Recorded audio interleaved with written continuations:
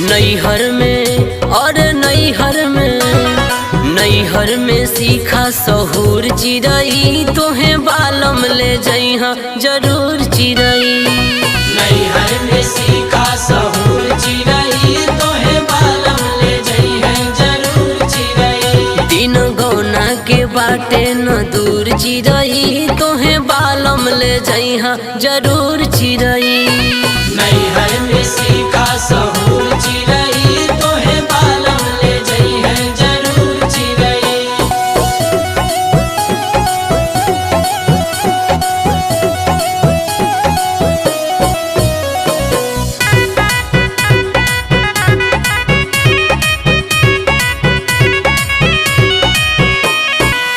माई बाप भाई बहिन कामे नहीं आई है, ससुर में सास ननद खूब गरी आई है।